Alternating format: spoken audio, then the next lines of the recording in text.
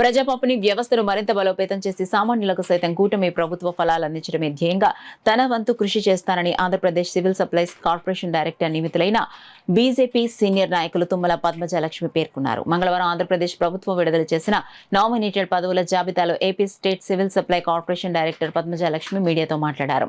తనపై నమ్మకంతో బాధ్యత అప్పగించిన రాష్ట్ర ముఖ్యమంత్రి నారా చంద్రబాబు, ఉప ముఖ్యమంత్రి పవన్ కళ్యాణ్ కు, రాష్ట్ర సివిల్ సప్లైస్ శాఖ మంత్రి నాదెండ్ల మనోహర్ కు, బీజేపీ రాష్ట్ర అధ్యక్షులు దగ్గుపాటి పురంధేశ్వరికి ప్రత్యేక కృతజ్ఞతలు తెలిపారు.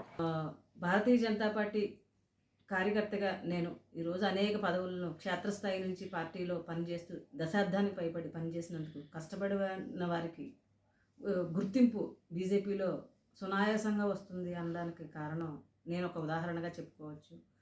దీనికి నాకు సహకరించినటువంటి ఎన్డీఏ కూటమి ఇప్పుడు ప్రస్తుత ముఖ్యమంత్రి నారా చంద్రబాబు నాయుడు గారికి, అట్లాగే ఉప ముఖ్యమంత్రి పవన్ కళ్యాణ్ గారికి, అలాగే మా చైర్మన్ గారు అయినటువంటి తోట సుధీర్ గారికి, మా జిల్లా అధ్యక్షులు చిలుకూరు రామ్కుమార్ గారికి నా ధన్యవాదాలు తెలుపుతూ, రానున్న రోజుల్లో ఈ యొక్క విభాగంలో ఉన్నటువంటి పనితీరునంతటిని కూలంకషంగా మేము తెలుసుకుని మా చైర్మన్ గారి యొక్క సారథ్యంలో మేము సమాజంలో ఇటువంటి పౌర సరఫరాకు సంబంధించిన అంశాల మీద మేము కూలంకషంగా దాని మీద మేము పనిచేయడానికి సంసిద్ధంగా ఉన్నామని, అట్లాగే ఈరోజు కూటమి ప్రభుత్వంలో మనం చూసాం, ఎక్కడ చూస్తున్నా కూడా ఇప్పుడు 100 రోజుల పాలనలో కూడా ఇది మంచి ప్రభుత్వం అని చెప్పుకోవడానికి తార్కాణాలు.